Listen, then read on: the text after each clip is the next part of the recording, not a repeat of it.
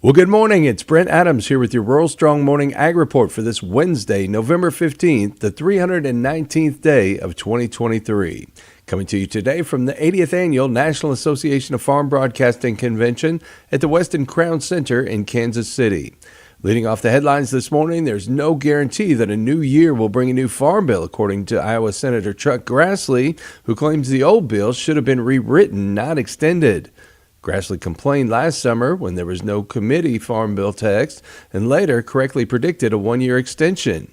Now he's raising another red flag. With next year being an election year, it's imperative that Congress get a 5-year farm bill reauthorization done by early spring, because if it's not done early in the year, being an election year, it might not be done again. Grassley's glad House and Senate ag leaders agreed on an extension to keep critical programs going during the new planting season.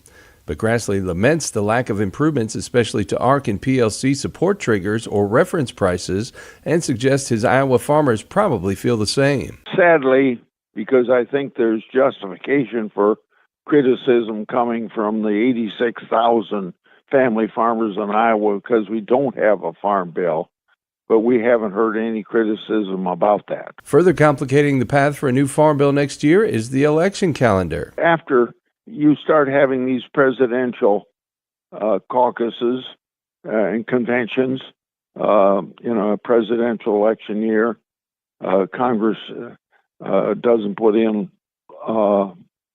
we just waste a lot of time because of conventions. Politically, an election year can also deepen the partisan divide over the key issues that prevented an agreement this year: farm versus feeding programs and a GOP push to reduce the deficit. Well, Debbie Stabenow, Senate Ag Committee Chair, is looking for more urgency from farm groups about getting a new farm bill in place. The Fence Post says Stabenow recalled farm bill negotiations dragging on during 2013 and says there was a sense of urgency in the agricultural community about getting it done. However, the Michigan senator says she doesn't get that same sense of urgency now. While an extension is considered important, she says it's absolutely vital that Congress get a new farm bill written and passed in 2024. John Bozeman, ranking member from Arkansas, says he believes farm groups are expressing urgency. However, farm leaders know times are so different from 2018 and that, quote, we don't just need to do something, we need to do the right thing, end quote. Well, corn prices are down as growers harvest a record large crop, larger than many had expected. More from USDA Radio's Gary Crawford.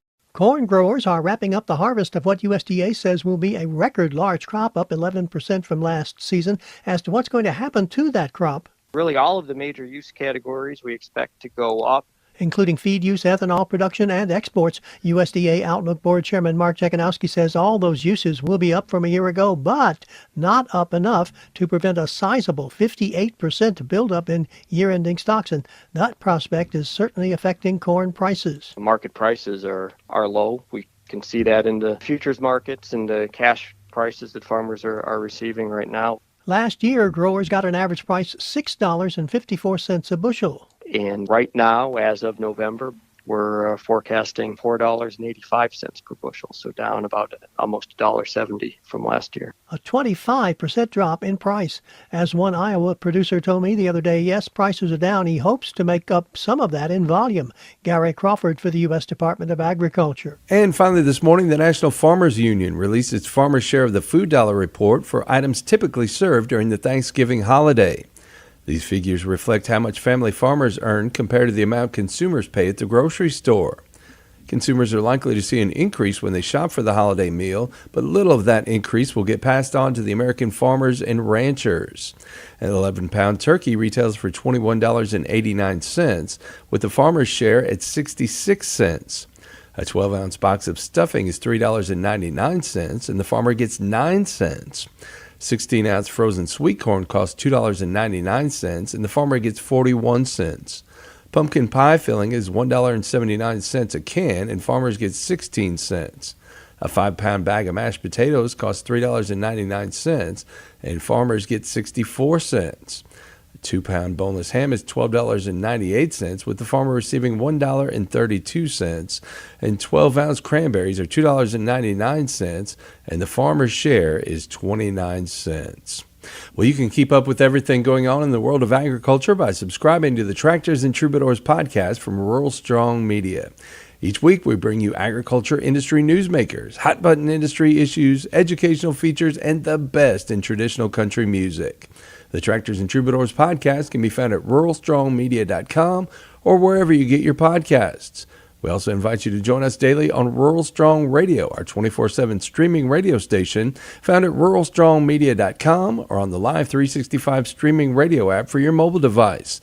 Each day we bring you our award-winning agriculture programming, as well as the best in traditional country music mixed in with a little bluegrass, western swing, southern rock, and inspirational music.